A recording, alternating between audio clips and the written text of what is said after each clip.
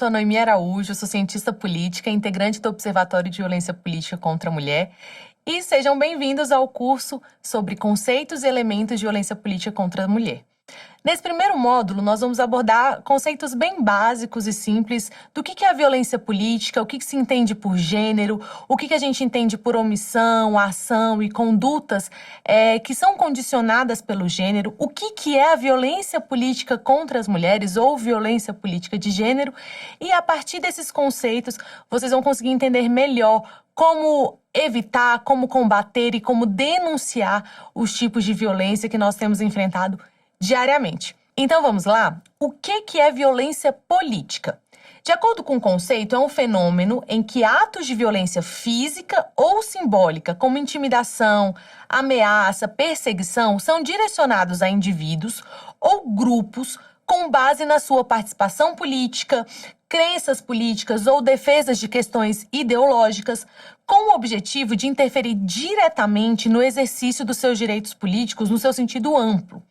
Então, quando a gente fala de violência política, ela pode ocorrer de forma aberta, visível, que a gente consegue identificar ali a violência física, por exemplo, na hora, ou de forma velada, mais simbólica, menos perceptível, para atingir finalidade específica. Essa finalidade seria deslegitimar, causar danos, obter e manter benefícios e vantagens ou violar direitos com fins políticos. Desse modo, a gente deixa bem claro que isso afeta a própria democracia. Então, vocês têm acompanhado, seja pelas notícias, seja pelas redes sociais, em ano de eleição principalmente, violências políticas acontecendo diariamente em todo o país, seja a nível municipal, a nível nacional, até mesmo internacional. Eu acredito que você consegue pensar em exemplos que vocês têm visto aí, até mesmo chegando no seu grupo de WhatsApp, não é mesmo? Bem, um levantamento realizado pelas organizações sociais de direitos humanos Terra de Direitos e Justiça Global mapeou mais de 520 casos de violência política durante 2 anos, de 2 de setembro de 2020 a 2 de outubro de 2022. Dentre esses casos, foram registrados 163 assassinatos e atentados contra os agentes políticos, 151 ameaças, 94 agressões, 106 ofensas, além de casos de invasão e criminalização.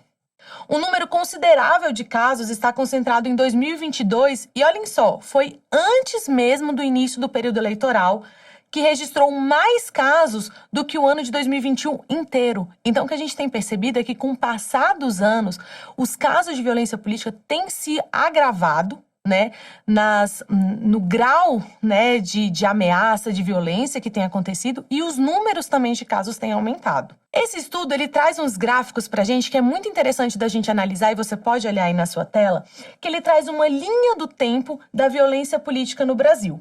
Então, se a gente olhar ali, em 2016, nós temos 46 casos. E aqui, ó, em 2022, nós temos 266 casos. Até 2018, uma pessoa era vítima de violência a cada 8 dias. Desde 2019, uma pessoa sofre violência política a cada 2 dias. Em 2022, um caso é registrado a cada 27 horas. Então, nós temos que olhar um pouquinho ao nosso redor e conseguir identificar casos de violência que têm acontecido muitas das vezes do nosso lado, com um candidato que a gente queria votar, ou com alguém de algum partido que a gente admira, ou até mesmo somos contrários, né, ou são rivais, adversários, e identificar esses casos que têm acontecido e têm se somado com o passar dos anos e com o passar das eleições. Essa é uma problemática não só no Brasil, não só na América Latina, mas em todo o Brasil, e a gente precisa entender isso na teoria e também entender como combater isso na prática. Outros dados que esse levantamento traz pra gente é a evolução dos episódios de violência política ao longo desse período que ele foi estudado.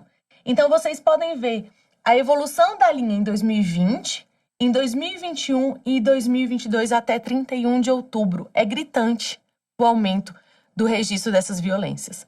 E mais ainda, são feitas as comparações dos casos de violência política mostrando assassinatos, atentados, ameaças, agressões, ofensas.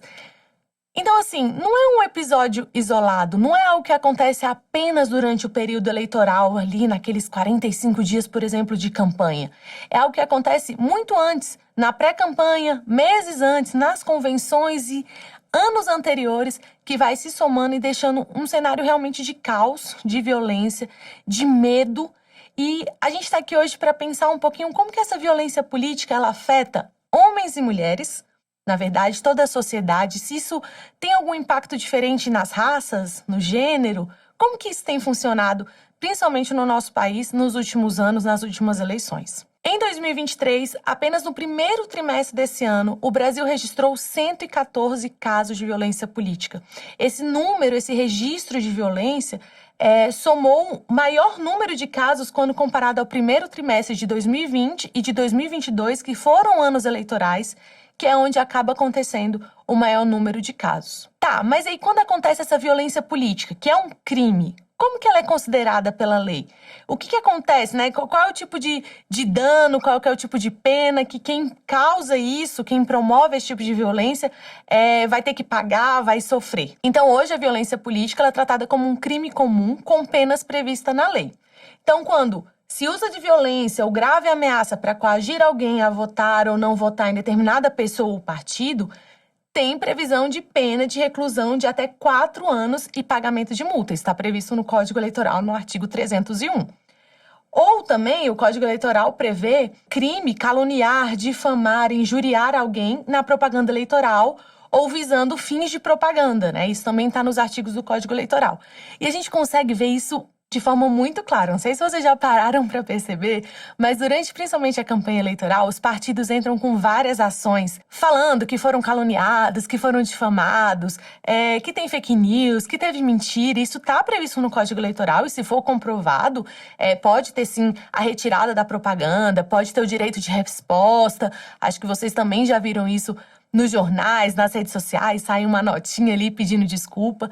Mas mais do que isso, quando você tem alguém ali ameaçando, intimidando para votar em tal partido, para votar em tal candidato, isso é crime e está previsto no Código Eleitoral. Então, mais do que se sentir intimidado, do que se sentir até mesmo ameaçado e se omitir, se resguardar ou até mesmo seguir a ameaça, nós temos hoje canais de denúncia, formas de realmente denunciar e expor essas pessoas que estão cometendo crime previsto na lei e que devem pagar pelos seus crimes, porque se existe todo esse conluio, né, para impedir da gente exercer o nosso livre direito de votar, de exercer a nossa cidadania, de exercer os nossos direitos políticos, se há esse impedimento, a nossa democracia está sendo afetada, o nosso Estado democrático de direito está sendo afetado e a nossa liberdade está sendo afetada.